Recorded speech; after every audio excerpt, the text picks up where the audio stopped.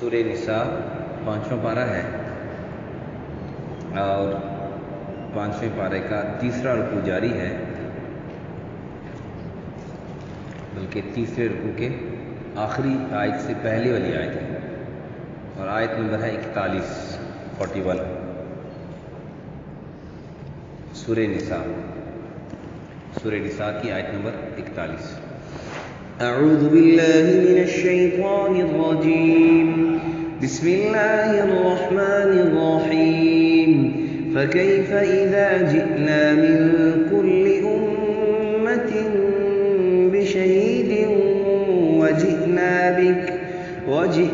بک علی هؤلاء شہیدا یومئذ يود الذین کفروا وعصوا الرسول لو تسوى بهم الأرض ولا يكتمون الله حديثا صدق الله العظيم۔ فکیف اذا جئنا، پھر کیا حال ہوگا جب ہم بلائیں گے من کل امت، ہر امت میں سے بشہید، احوال کہنے والے، ہر امت کو ہر امت میں سے ایک گواہ کو بلائیں گے جو آپ کا حال بتائے گا۔ وجئنا بک، اور نبی پاک صلی اللہ علیہ وسلم کی طرف اشارہ ہے کہ ہم آپ کو بلائیں گے علی ہؤلاء شہیدا، ان سب کے احوال بتلانے والا، ان سب کا گواہ۔ یومئذ یود الذین کفروا، اس دن آرزو کریں گے وہ لوگ جو کافر ہوئے، وعصوا الرسول، اور رسول کی نافرمانی کی، لو تسوى بهم الارض، وہ یہ تمنا کریں گے کہ کاش ہم برابر کیے جائیں زمین کے، ولا یکتمون اللہ حدیثا، اور وہ اللہ تعالیٰ سے کچھ بھی چھپا نہ سکیں گے۔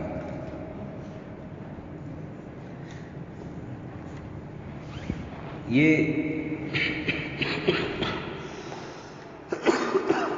بات چل رہی تھی کہ اللہ تعالیٰ خود پسندی کرنے والے کو اور تکبر کرنے والے کو پسند نہیں کرتا۔ اصل میں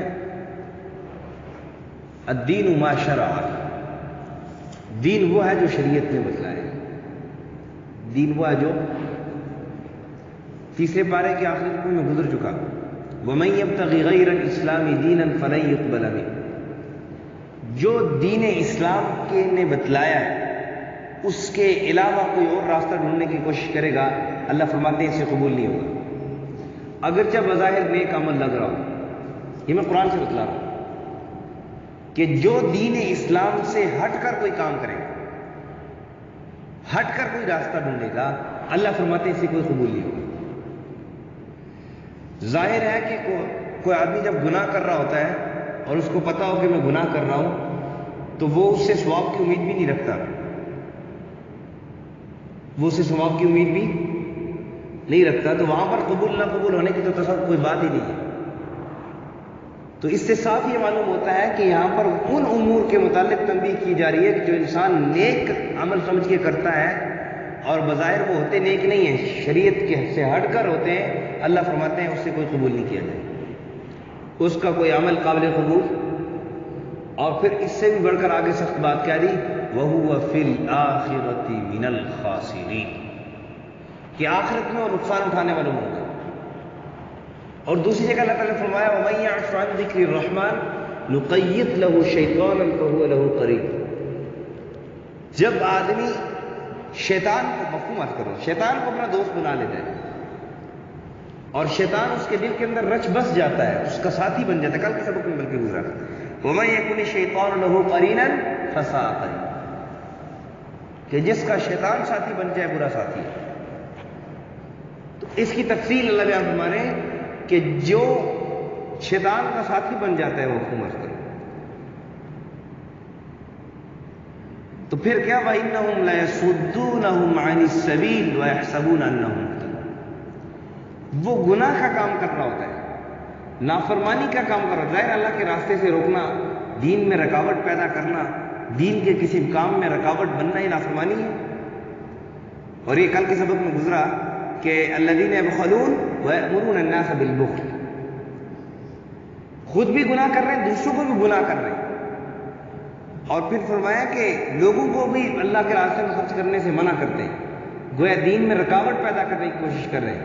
اور بظاہر وہ سمجھتے ہیں کہ ہم ہدایت پر ہیں، تو اللہ تعالیٰ کہہ رہے ہیں وَإِنَّهُمْ لَيَصُدُّونَهُمْ عَنِ السَّبِيلِ، اللہ کے راستے سے روکنے والے ہوتے ہیں.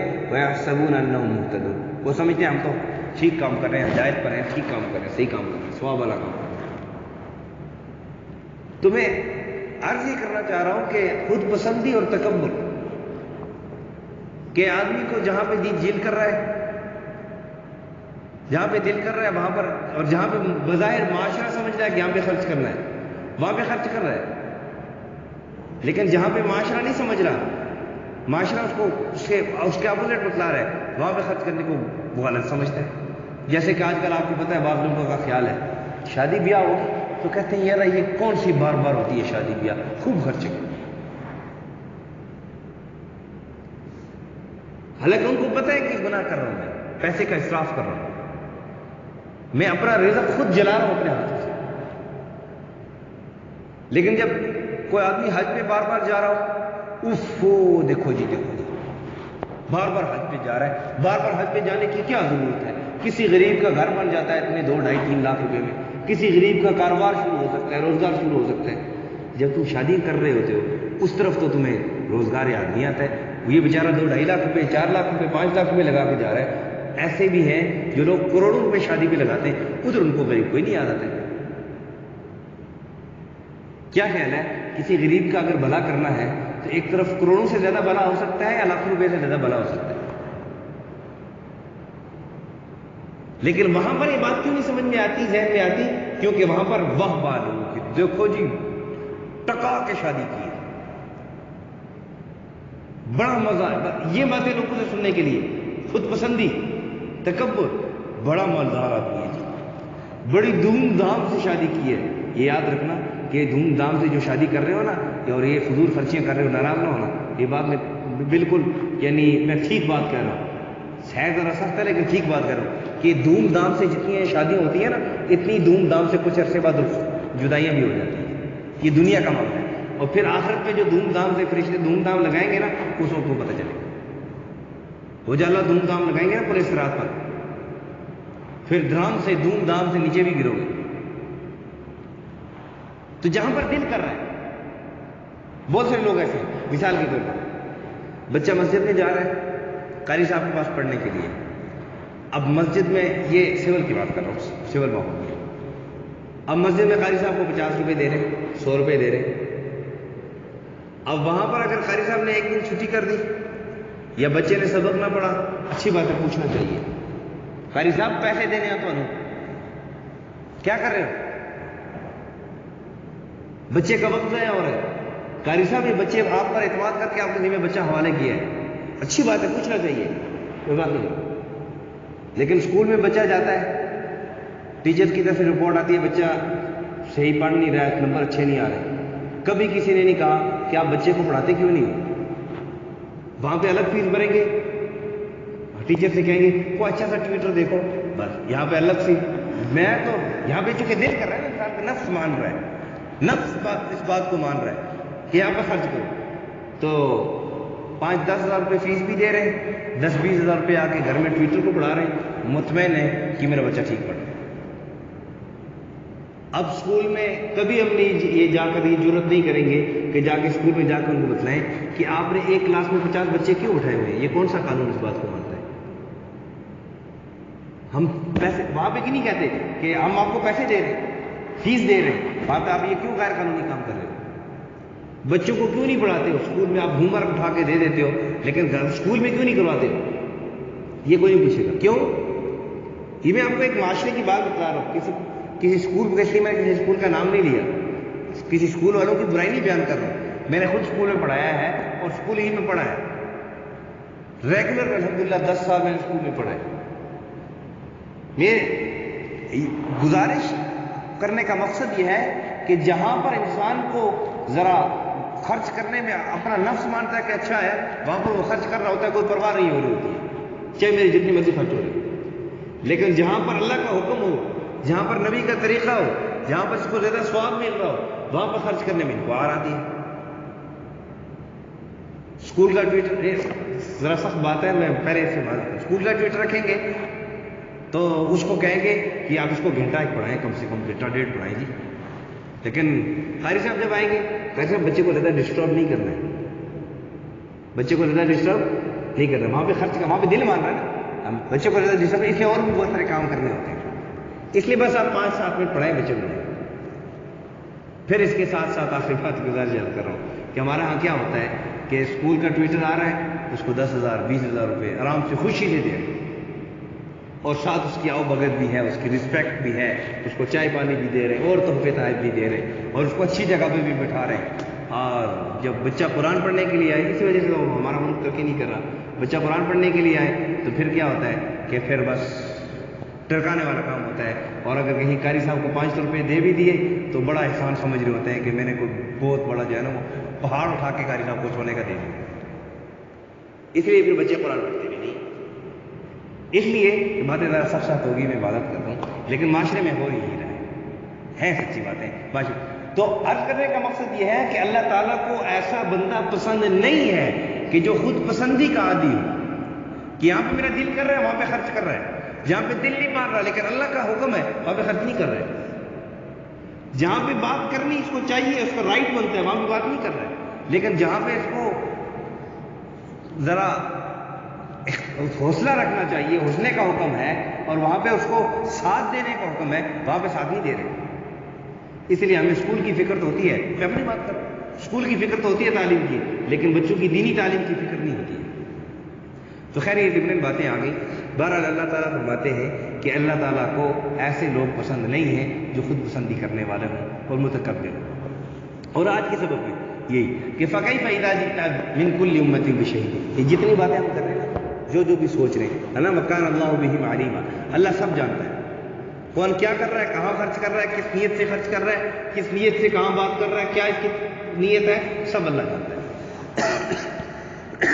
اور آخری آیت میں کل کے سبق میں اللہ نے فرمایا تھا کہ دیکھو کہ اللہ کسی پر ذرا برابر ظلم بھی نہیں کرے گا، ذرا برابر جو کچھ ہوگا نا بالکل واضح واضح اس کو ملے گا اس کا حکم، بلکہ بڑا چڑھا کر نیکی کا حکم ملے گا، نیکی کا ثواب ملے گا، اس کا اجر ملے گا. لیکن اوپر جو کافروں کا حال گزرا، اللہ فرماتے اس وقت تمہارا پتہ چلے گا، اس وقت تمہارا کیا حال ہوگا کہ جب ہم ہر امت میں سے ایک گواہ کو بلائیں گے.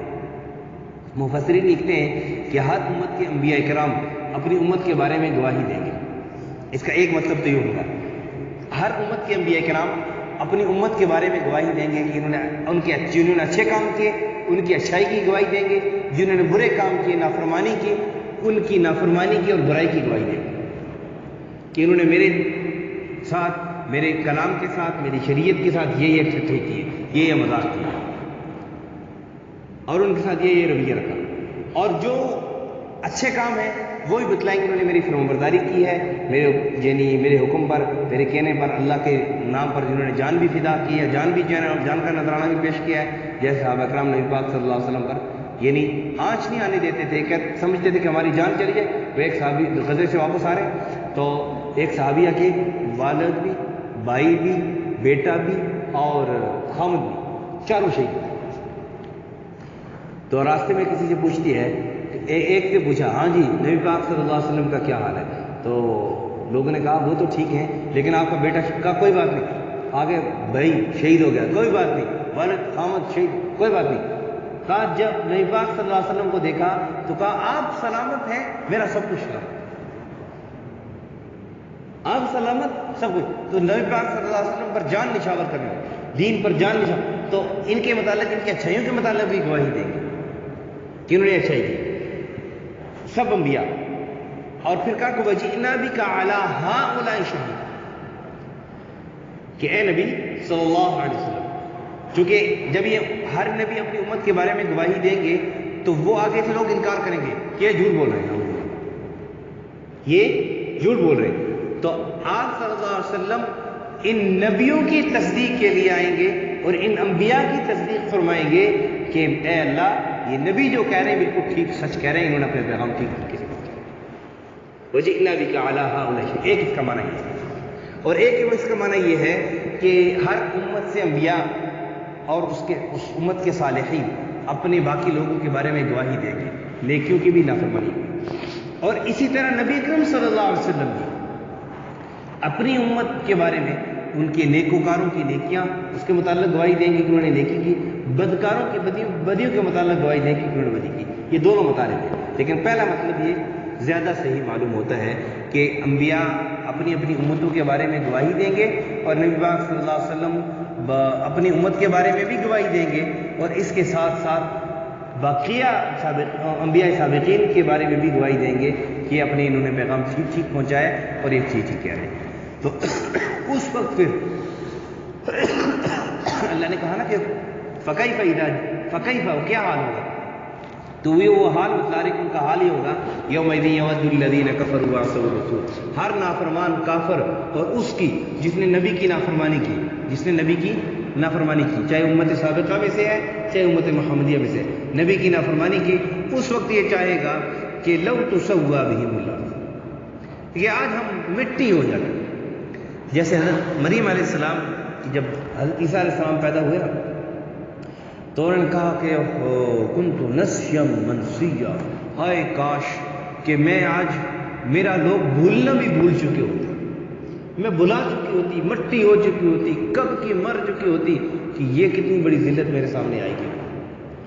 تو اس وقت یہ لوگ بھی کہیں گے کہ افسوس کریں گے کاش اس سے پہلے ہم مٹی ہو چکے ہوتے، بالکل مٹی کے ساتھ ملا دیے جاتے تاکہ ہمارا حساب کتاب نہ ہوتا، یا یہ سمجھے کہ دنیا میں تو ہم بڑے عزت والے اپنے آپ کو سمجھتے تھے، بڑے وقار والے سمجھتے تھے، معاشرے میں میری بات سنی جاتی تھی، ہاں معاشرے میں لوگ مجھے بڑا وڈیرا کہتے تھے، بڑا خان صاحب کہتے تھے، بڑے سردار صاحب کہتے تھے، بڑا فلانا فلانا نام تھا میرا، لیکن آج تو انہی لوگوں کے سامنے جو میرے پیروکار میرے زیر نگرانی کام کر رہے تھے، میرے ملازم تھے، ان کا درجہ تو بہت بلند ہے اور میں تو ان کے سامنے کچھ بھی نہیں ہوں، میری تو بےزتی ہو رہی ہے، میری تو ناکامی کا اعلان ہو رہا ہے۔ اس وقت پھر وہ کہیں گے کاش اس ذلت سے ہم مٹی بن جاتے، پہلے سے مٹی میں ملا دیے جاتے تاکہ آج یہ ذلت کا دن نہ دیکھا جاتا۔ اللہ کہتے ہیں ولا یکتمون اللہ حدیثا، اللہ سے کوئی بات بھی کوئی نہیں چھپا سکتا، کوئی بات بھی اللہ سے کچھ بھی نہیں چھپا سکتا۔ بندہ یہ کہے کہ اور قیامت کے دن اللہ تعالیٰ بعض لوگوں کو یہ بھی کہیں گے، 15 سپارے میں آ رہا ہے سورہ بنی اسرائیل میں کہ اقرأ کتابک کفا بنفسک اليوم علیک حسیبا، لے اعمال نامہ اپنا ہاتھ میں لے، خود پڑھ، تو خود اپنے لیے آج یہ ڈیسائیڈ کر لے کہ تو نے پڑھا۔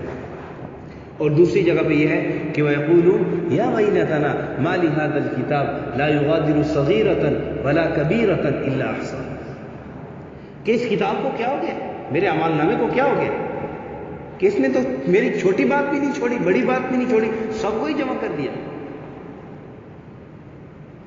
وَوَجَدُوا مَا عَمِلُوا حَاضِرًا، حساب جو کچھ بھی کیا ہے، جو عمل بھی کیا ہے وہ سب اس کو حاضر پاؤ۔ انسان کہتا ہے میں کیسے حاضر پاؤں گا، یہ تو ہو ہی نہیں سکتا، میں نے ابھی ہاتھ ایسے کیا ابھی ختم ہو گیا۔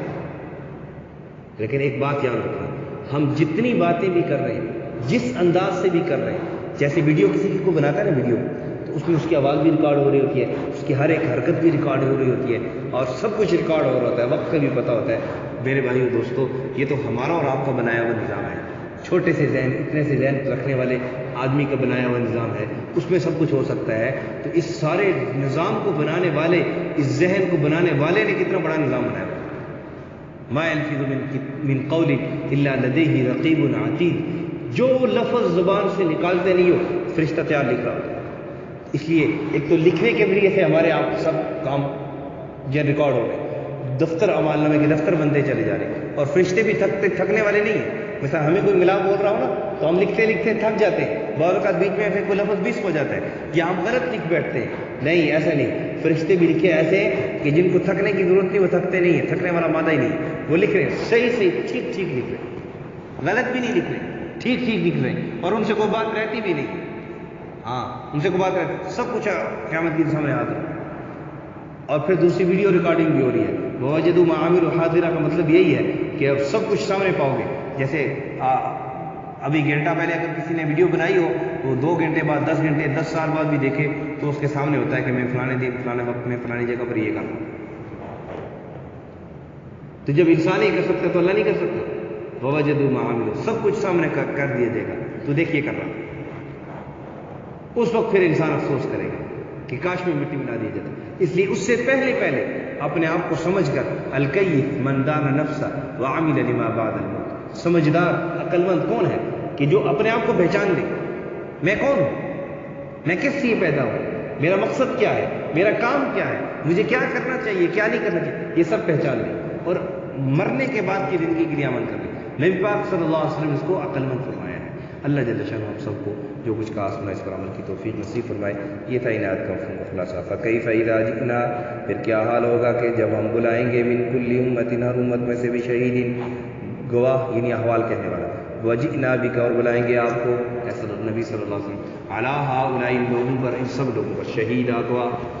یومئذ یود الذین کفروا، اس دن آرزو کریں گے وہ لوگ جو کافر ہوئے، وعصوا الرسول، اور جنہوں نے رسول کی نافرمانی کی، لو تسوا بہم الارض، آئے افسوس، آئے کاش ہم برابر کر دی جاتی زمین میں، ولا یکتمون اللہ حدیثا، اللہ سے کچھ بھی چھپا نہ سکیں گے۔ الحمدللہ، الصلاۃ والسلام علی اشرف الانبیاء والمرسلین وعلی الملائکۃ المقربین وعلی عباد اللہ الصالحین۔ اللهم إنا نسألك العفو والعافية والمعافاة الدائمة في الدين والدنيا والآخرة والفوز بالجنة والنجاة من النار. اللهم لا تقتلنا بغضبك ولا تهلكنا بعذابك وعافنا قبل ذلك. اللهم حصل مرادنا ويسر أمورنا واشرح صدورنا وأتمم بالصالحات أعمالنا بجاه نبيك وحبيبك محمد صلى الله عليه وسلم. صلى الله على النبي الكريم محمد وعلى آله وصحبه.